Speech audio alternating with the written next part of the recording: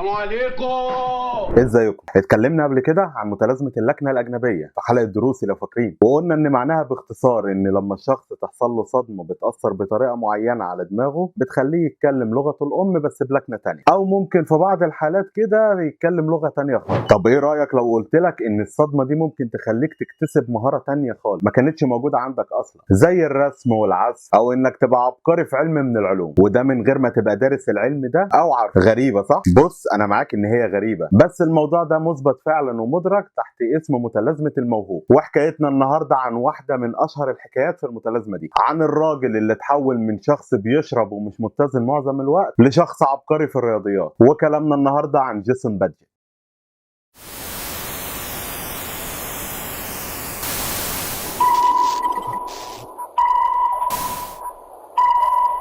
رادارنا النهارده في واشنطن في امريكا، وتحديدا سنه 1979 لما الحاج بادجت ربنا رزقه بولد وسماه جيسون. بادجت كان حالته الماديه صعبه، وبالتالي جيسون ما قدرش يكمل تعليمه وطلع من المدرسه وهو صغير. وجيسون فضل يتنقل في كام وظيفه كده لحد ما استقر في شغلانه بياع في محل اساس وتحف. ولما وصل 25 سنه اتجوز، وبعد فتره صغيره كان عنده اسره مكونه من 4 افراد. وبعدها بفتره حصلت له مشاكل اسريه مع مراته وطلقها ورفعت عليها قضيه حضانه للولاد. لحد هنا الموضوع عادي، واحد فقير ما كملش تعليمه واتجوز وحصلت له مشاكل وطلق مراته وحياته بتروح في داهيه، عادي بتحصل. تعالى بقى لما اقول لك على اللي حصل وخلاها مميزه وخلاها تستاهل انها تطلع معانا فعلى رادار التاريخ. بص يا سيدي، يوم الجمعه 13/9/2002 جيسون كان سهران مع اصحابه بيشربوا، وخلص سهرته معاهم وسلم عليهم واخد بعضه وطلع لوحده يروح. واول ما طلع خرج عليه 2 بلطجيه ثبتوه وسرقوا كل اللي معاه وضربوه على دماغه وبطنه. جيسون اتنقل للمستشفى وهناك اتشخص بارتجاج في المخ ونزيف في الكلى، وخد علاجاته ومسكناته وروح البيت. وبمجرد ما وصل البيت تصرفاته كانت اتغيرت بشكل كبير جدا. يعني الضربه اللي على دماغه اصابته بوسواس قهري وخلته خايف من العالم الخارجي، وما بقاش بيخرج الا عشان يجيب اكل ويخزنه عنده لفترات طويله. وجيسون بيقول عن الموضوع ده انه فاكر انه علق الفوط والبطاطين على الشبابيك، وانه ثبت الباب بالغيره. ومش بس كده، ده حصلت له حاجه تانية مميزه اكتر. جيسون بقى بيشوف كل حاجه بشكل مختلف، وبقى بيشوفها على هيئه اشكال هندسيه. يعني مثلا لو قدامه ترابيزه عقله تلقائي بيقسمها لمربعات صغيره جدا، فبيقدر يشوف مساحتها تلقائي وبسرعه ومن غير ما يفكر. والميه اللي بتنزل من الحنفيه ما بقتش مجرد ميه كده عادي، والسحب ما بقتش مجرد سحب، وحتى العربيات وشكلها بالنسبه للشارع اختلفت بالنسبه له كليا. وحتى الارقام والمعادلات ما بقاش بيشوفها كده عادي، لا ده بقى بيشوفها ويفهمها ويحللها ويحلها من غير ما يفكر ولا يحسب مع انه ما درسهاش. وحتى جيسون قال ان هو كان متفاجئ ومحتار، وعلى قد ما كان الموضوع ده جميل بالنسبه له الا انه كان مخيف بنفس الدرجه. جيسون زي ما احنا عارفين كان قاعد لوحده، وخروجه كان قليل جدا بسبب الوسواس القهري. وبما انه كان بيشوف كل الحاجات اللي حواليه بشكل هندسي بحت، فتح جوجل وبدا يدور على حاجات فيزيائيه ورياضيه. وهو بيدور قابل حاجه كده اسمها الكسريات، وهي عباره عن اي شكل لو قدامنا لو قربنا منه شويه وركزنا فيه وكبرناه بعدسه مكبره هنلاقيه مكون من جواه بشبكه من نفس الشكل بتاعه. الموضوع طبعا غريب وجنن جيسون، لانه اصلا بيشوف كل حاجه هندسيه وبتتقسم تلقائي في دماغه للكسريات دي، وهو ما يعرفهاش ولا درسها ولا يعرف عنها حاجه قبل كده. فالمهم انه قرر يرسم. وحتى جيسون قال انه كان عنده اكتر من 1000 رسمه، وانه رسم الدوائر والكسريات واي حاجه كان بيقدر يرسمها. وجيسون كان شايف ان الرسومات بتاعته دي مهمه جدا وانها هتفسر كل حاجه في الكون، بس لو لقى حد يفهمه ويقدر اللي بيعمله. وبسبب الوسواس القهري اللي هو كان مصاب بيه ما كانش بيخرج من البيت غير وكل الرسومات دي معاه.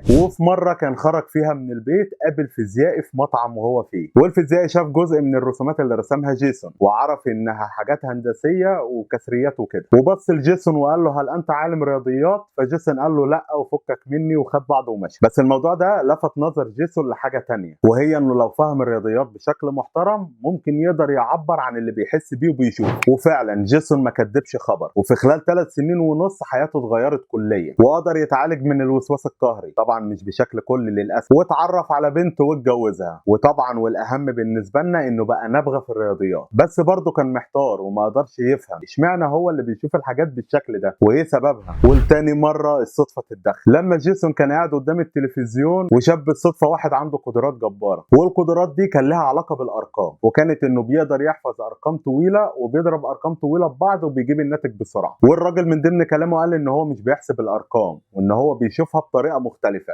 بس للاسف مش هيقدر يوصف هو بيشوف ايه. جيسون يسكت؟ لا طبعا. قال له تعالى ده انا ما صدقت لقيتك، وراح دخل على الانترنت ودور عن الراجل ده، وعرف ان الراجل ده عنده حاجه مميزه في عقله كده خلته يتصاب بمتلازمه الموهوب او متلازمه العقل. وقعد يدور اكتر لحد ما تواصل مع عالم اعصاب في جامعه ميامي وحكى له اللي حصل. العالم ده اجرى عليه ابحاث وقال له مبروك حضرتك، الضربه اللي خدتها على دماغك دي عملت لك متلازمه الموهوب، بس استنى هنحتاج شويه ابحاث كمان عشان نتاكد اكتر. واخده وحط الشاشه قدامه وعرض له عليها معادلات رياضيه في جزء من الثانيه، والمعادلات دي طبعا جزء منها كان حقيقي وجزء مزيف، وده عشان يشوف مدى استجابه عقله للمعادلات دي. ولقى ان عقله بيميز المعادلات الحقيقيه في جزء من الثانيه وبيفهمها، وبيعرف المزيف منها وبيرميها بره. واثبتوا انه عنده متلازمه الموهوب، وان الموضوع ده بيجي ل 4% بس من الناس على الكوكب بنسب متفاوته، وان الدماغ لما بتتصاب ممكن تخليك بارع في الموسيقى زي ديريك اماتو اللي اتحول من مشرد وبسبب ضربه على دماغه بقى عازف عبقري ومشهور، او انك تبقى بارع في الشعر والموسيقى زي تومي ماكهيو اللي اتعرض لنزيفين في المخ سنه 2001، واللي لما فاق منهم بقى عبقري في الشعر والرسم، واللي كان قبل كده مشرد واتسجن اكتر من مره في اعمال شغف، او حتى انها تخليك تتكلم لغه تانية خالص وتكتسبها وتتكلمها بطلاقه مع انك ما كنتش تعرف عنها حاجه خالص زي بين ماكمهون. دي كلها حالات حصلت بسبب المتلازمه دي ومثبته، وفي حاله جيسون خلته يقدر يحلل كل حاجه على اساس فيزيائي هندسي من غير ما يفكر، وهو قبل كده كان مجرد عامل في معرض وحياته مدمره ومراته طالبه الطلاق واخده عياله وهو مقضيها سهر وشرب. وجيسون بعد كده كتب كتاب بيحكي فيه قصه حياته وكان اسمه ستارك باي جيني. وبكده تكون خلصت قصتنا النهارده، وكالعاده طبعا ما تنساش تقول لنا رايك، ولو حبيت تبص على المصادر هتلاقيني سايبها لك تحت في الديسكريبشن، ولو انت على اليوتيوب ما تنساش تعمل لايك وسبسكرايب وتفعل زر الجرس عشان توصلك حكايتنا الجديده، ولو انت على التيك توك ما تنساش اللايك والفولو، وطبعا ما تنساش حركه الاكسبلور. سلام.